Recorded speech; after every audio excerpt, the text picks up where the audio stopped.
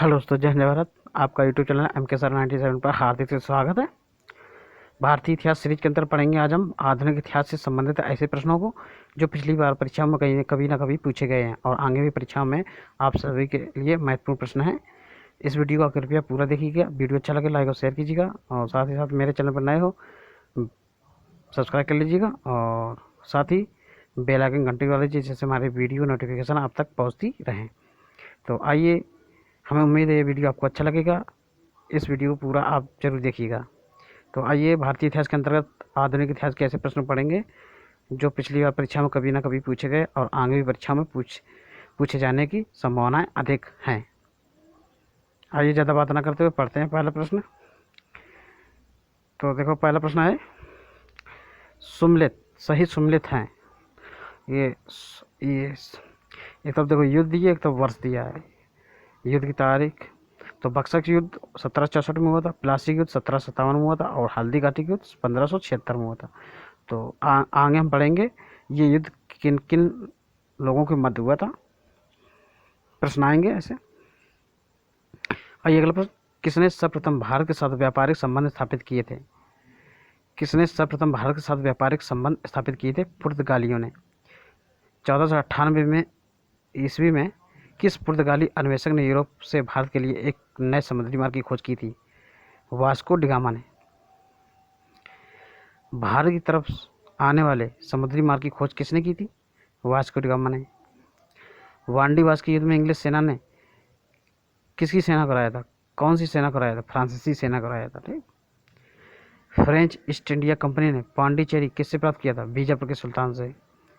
नील मसाला मलमल सूती वस्त्र में से सर्वप्रथम किस वस्तु ने यूरोपियों को भारतीय कारोबार के लिए प्रोत्साहित किया? मसाला ने। और इन मसालों में सबसे ज़्यादा प्रसिद्ध थी काली मिर्च। आइए अगला प्रश्न, किस निर्णायक युद्ध ने अंग्रेजों के भारत में प्रभुत्व को संस्थापित कर दिया था? ये प्रश्न ये पूछना चाहता, किस युद्ध के बाद अंग्रेजों के भारत में आने की संभावनाएं और अधिक बढ़ गई? तो वो था बक्सर की युद्ध 1764 ईस्वी में हुआ था। जो किसने बक्सर की लड़ाई में अंग्रेजी सेना का नेतृत्व किया था? हेक्टर मुनरो ने। किसने किया था? हेक्टर मुनरो ने। अगला प्रश्न, किस वर्ष अंग्रेजी ईस्ट इंडिया कंपनी भारत में पहली बार उपस्थित हुई थी? 1608 ईस्वी में। अपने शासन के दौरान अंग्रेज किसानों को पंजाब में उगाने के लिए मजबूर करते रहे हैं। क्या? गेहूं की फसल को। फ्रांसीसियों ने सूरत में अपना पहला कारखाना और दूसरा कारखाना कहाँ स्थापित किया था? मसूलीपट्टनम में। ठीक। देखो, फ्रांसीसियों ने अपना पहला जो कारखाना स्थापित किया था सूरत में और दूसरा मसूलीपट्टनम में। अगला प्रश्न, श्रीलंका में डच और पुर्तगाली उपनिवेशवादियों के वंशजों को क्या कहा जाता था? बुरघेर। ठीक। कौन से पुर्तगाली नेता ने ब्लू वाटर पॉलिसी शुरू की थी? कौन से पुर्तगाली नेता ने ब्लू वाटर पॉलिसी शुरू की थी? फ्रांसिस्को डी अलीमेड़ा ने। आइए तो और प्रश्न देखते हैं जो पिछली बार परीक्षा में कभी ना कभी पूछे गए हैं। अंग्रेजों द्वारा कलकत्ता में निर्मित दुर्ग का नाम क्या है? तो वो दुर्ग का नाम है Fort William. Option number C सही है। वर्धमान जिले के एक जमींदार सुभाष सिंह के विद्रोह के कारण अंग्रेजों को 1696 ईस्वी में अपनी नई कोठी किलेबंदी की अनुमति मिल गई। बंगाल के सूबेदार अजीम उस ने 1698 ईस्वी में अंग्रेजों को सुल्तानती कालिकता और गोविंदपुरी नामक 3 गांवों की जमींदारी प्रदान की, जिसके बदले में उन्हें इन गांवों के मालिकों को 1200 रुपये देने पड़े। इंग्लैंड के सम्राट के सम्मान में उक्त किलेबंदी व्यावसायिक प्रतिष्ठान का नाम फोर्ट विलियम रखा गया। सर चार्ल्स आयर इसका पहला प्रेसिडेंट बना था। अगला प्रश्न दोस्तों, निम्न में से कौन सा भारत आने वाला पहला अंग्रेजी जहाज है? मतलब निम्न में से कौन सा भारत आने वाला पहला अंग्रेजी जहाज है? तो इसका ऑप्शन सी सही है, रेड ड्रैगन।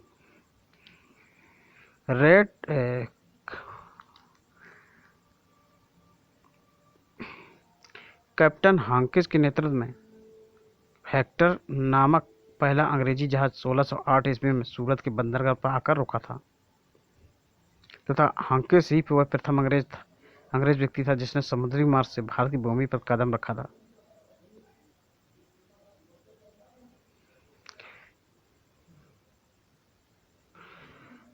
प्रश्न नंबर 3, भारत में डच का सबसे प्रारंभिक उपनिवेश कहाँ था? तो इसका उत्तर ए विकल्प नंबर है मसूलीपट्टनम में। प्रश्न नंबर 4 दोस्तों, 1651 ईस्वी में मुगलों द्वारा बंगाल में किस स्थान पर ईस्ट इंडिया कंपनी को व्यापार करने और फैक्ट्री बनाने की अनुमति दे दी गई थी? तो ऑप्शन नंबर बी, कासिम बाजार में। 1651 ईस्वी में मुगलों द्वारा बंगाल में कासिम बाजार और हुली नामक स्थान पर ईस्ट इंडिया कंपनी को व्यापार करने और फैक्ट्री बनाने की अनुमति दे दी गई थी। प्रश्न नंबर 5, अंग्रेजों ने निम्नलिखित स्थानों पर किस किस किस क्रम में अपने व्यापार केंद्र स्थापित किए थे? उसका सही कलन कर दे। विकल्प नंबर सी सही है। सबसे पहले इन्होंने बनाए थे अंग्रेजों ने सूरत के बाद मद्रास के बाद बनाया उन्होंने मुंबई के बाद बनाया कलकत्ता। तो सूरत में 1613 में, मद्रास में 1639 में, मुंबई में 1687, कलकत्ता में 1698 ईस्वी में बनाया। प्रश्न नंबर 6, निम्नलिखित में से कौन सा स्थान भारत में पुर्तगालियों का मुख्यालय था? तो निम्नलिखित में से कौन सा स्थान भारत में पुर्तगालियों का मुख्यालय था? गोवा। विकल्प नंबर बी सही है। प्रारंभ में अल्फांसो द अल्बुकर्क द्वारा कोचीन को मुख्यालय बनाया गया था।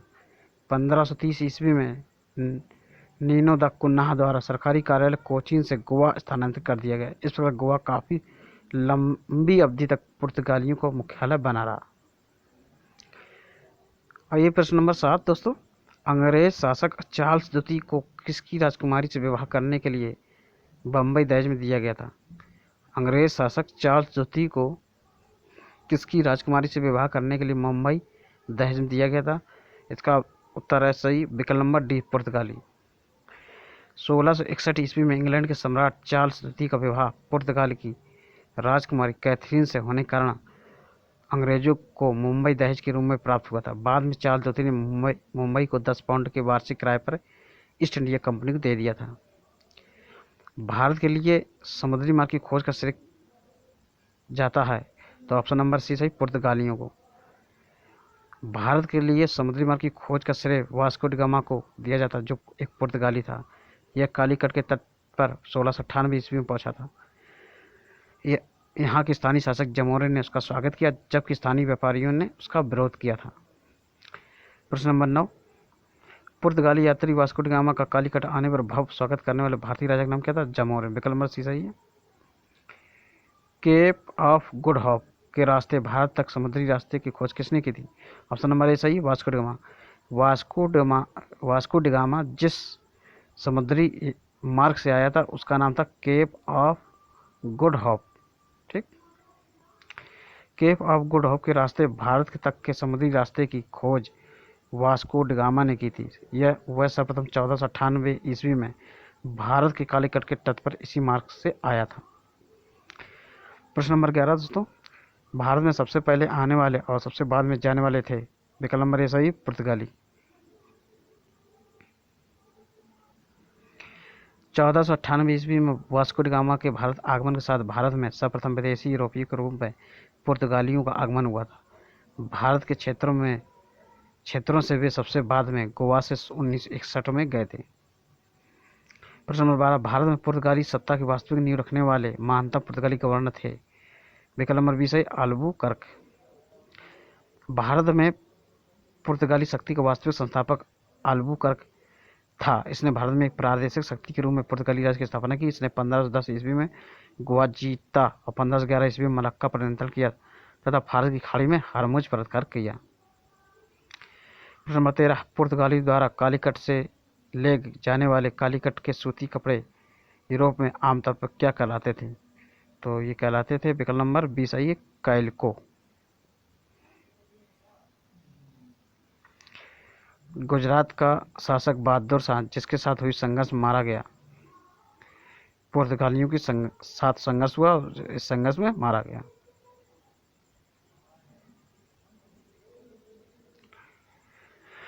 प्रश्न नंबर 15 दोस्तों, अपने शासन के दौरान अंग्रेज किसानों को आसाम में उगाने के लिए मजबूर करते रहे क्या? चाय। विकल्प नंबर बी सही है।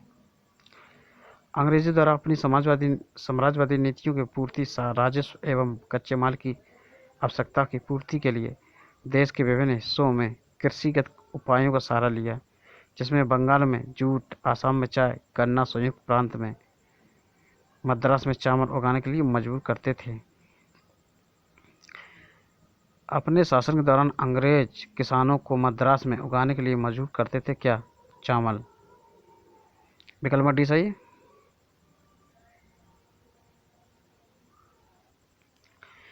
अच्छा, धन्यवाद, नमस्कार। फिर मिलेंगे नए वीडियो साथ, तब तक के लिए नमस्कार।